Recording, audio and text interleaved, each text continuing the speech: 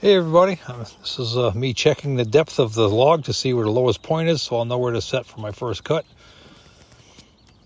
And sometimes you do a little exploratory cut. You always be safe. If you don't think you can handle this machine, you should not even own one. It's not some toy to play with. It's a very mean machine. It can take fingers. There, I just made a flat spot on it. Now I want to make sure that I will have enough depth or width for my 2x6's that I'm making. You know, we crank it up and run it back. Had to clean it out because the chute, I think it's because the wood is still damp or wet, so it doesn't come out of there. So and I had to clean it all out because the blade popped off because I backed it up without lifting the machine up. Always lift the head up first and then move backwards. Don't try to coast over the other edge of it. But it only took about 10 minutes to tighten the blade, put it back on. And then we fired it up, made sure it stayed on. I had to adjust the idle because it was going a little too fast. It shouldn't be running when I'm in there closing that. But I set the height again and I cut a little tiny sliver off of there. Now, once I'm satisfied with the height, I take out when I started, I had to put a piece in higher at the end, at one end than the other, obviously because trees are tapered.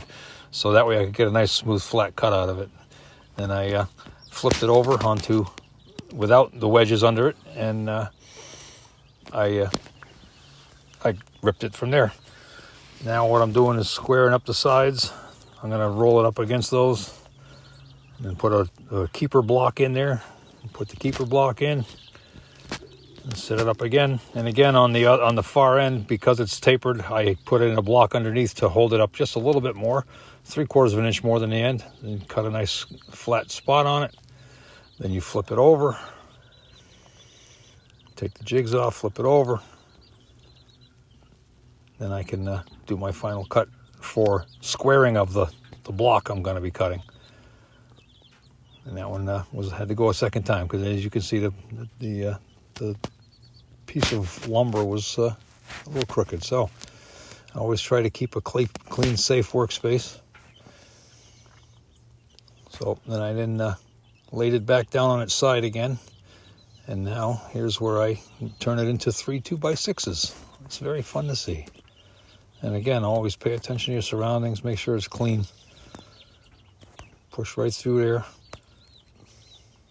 And it doesn't go that fast, but it can go fairly quickly. But I tend to go slower because I don't want the machine to have to work harder than it really should. And the blade will die quicker if you force it through the wood. So you just take your time and mill the lumber. It's really quite satisfying once you got it done.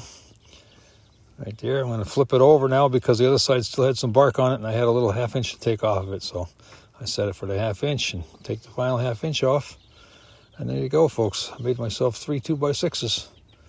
Bring the machine up, the head up like I discussed. That way you don't snap it off of there. I got a beautiful 2x6's. There it is. Hope you enjoyed it. Now